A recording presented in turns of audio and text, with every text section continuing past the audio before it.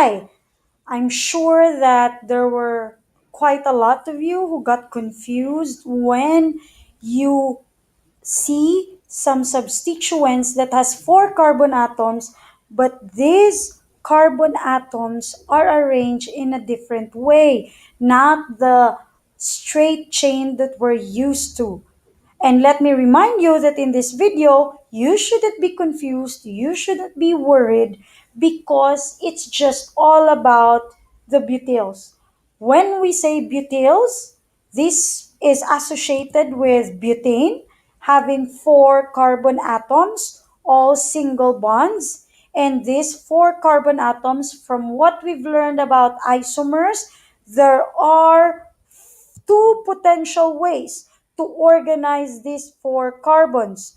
The four carbon straight chain, which is just your butane, or sometimes we call that the normal butane. So that is the straight chain with no branch, and the three carbon chain with a methyl group that is in carbon 2 or the middle carbon. That is what we call actually the isomer of your butane. Or putting the two words together, we call that plainly as an isobutane. And following the IUPAC name of this, isobutane is named 2-methylpropane. Okay, I hope this is clear. So these are two ways of representing our four carbon atoms.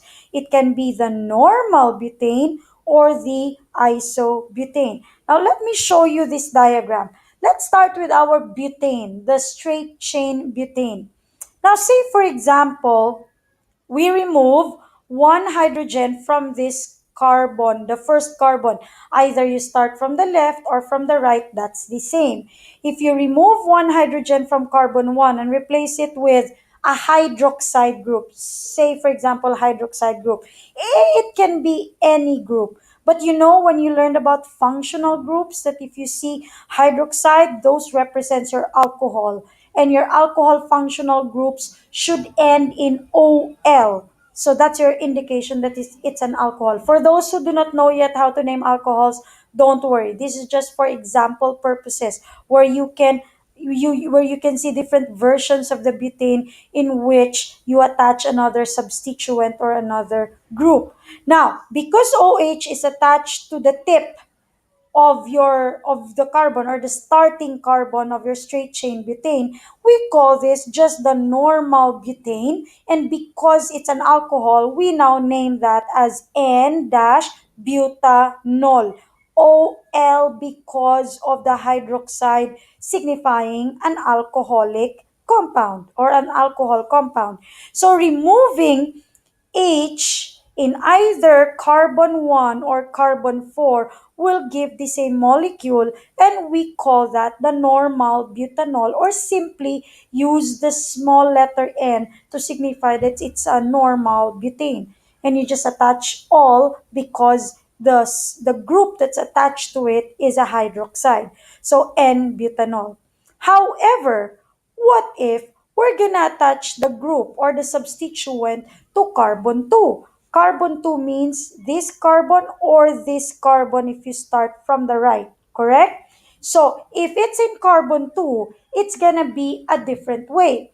Now, if you attach this to carbon 2, that means this carbon here becomes a CH. I hope that you get this right. This is a CH.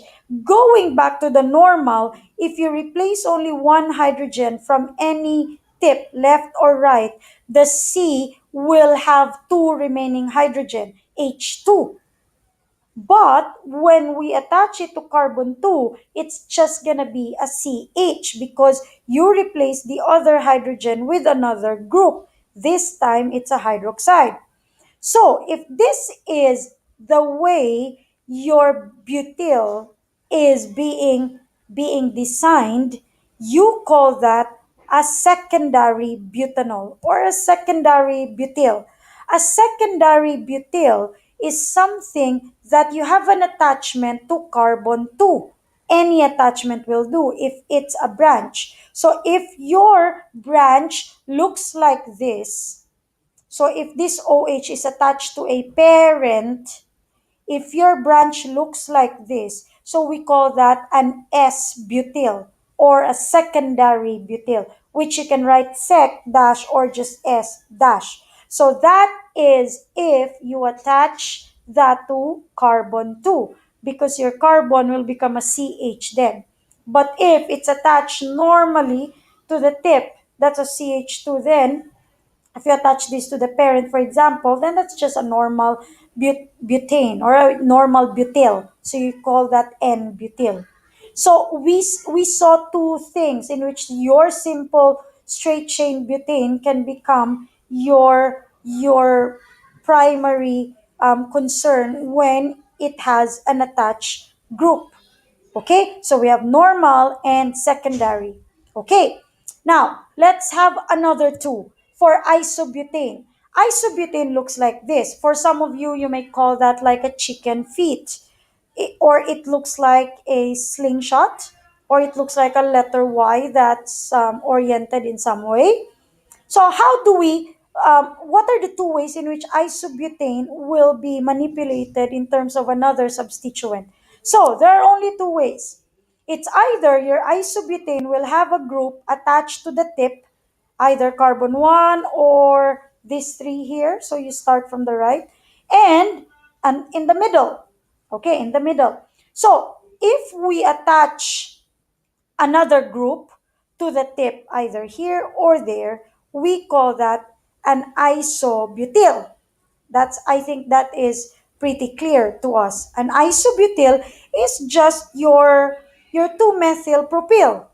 So if you attach this particular form to a parent chain or to another group, in this case still an OH, you call that in IUPAC 2-methyl and then 1, because it's in carbon 1, 1-propanol, or it can just be 2-methyl propanol, because 1 is obviously can be in any side. There's no other way. So 2-methyl propanol, or you can call that just plainly your isobutanol. So your isobutyl, in other words. Okay, now the last part is when we attach the group or the parent chain to carbon number 2, in which if you look at carbon 2, it will be bonded 4 times already. So you're left with a C only for this carbon 2. A C will give you a tertiary butyl. A tert or a tertiary butyl has a chicken feet kind of icon or image that you see, because the middle one is attached to a parent or attached to a substituent. Therefore, you see like a trimethyl image. It's like a trimethyl but attached to another carbon in the middle. Still, it has 4 carbons, but this time we call that tertiary. So a tertiary butyl, therefore, has a carbon that doesn't have any H anymore, because it has already 4 bonds surrounding it. That's your hint. Compared to secondary, secondary still has an H, one H. So secondary, normal has 2 hydrogen, a normal butyl has 2 hydrogen in this case. A secondary butyl has one H left to your carbon attached to a group, while a tertiary butyl, a t-butyl, is doesn't have an H anymore, because it has one methyl on the other side and the other side is attached to another group or substituent. And of course, isobutyl will look like 2-methyl propyl, 2-methyl propane. This one is your isobutyl attached to your group or substituent. That's your isobutyl.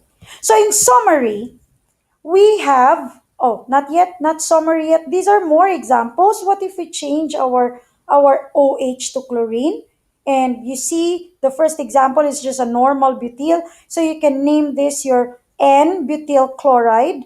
And the second example is in second chlorine. So that means that's your secondary butyl chloride. Please ignore the space. There should be no space. And this one is 2-chloro, 2-methylpropane, or simply your t-butyl chloride. And this one is 1-chloro, 2-methylpropane, or your isobutyl chloride. And this is the summary. Please copy this in your notes, okay? And we will have application in the classroom. Bye!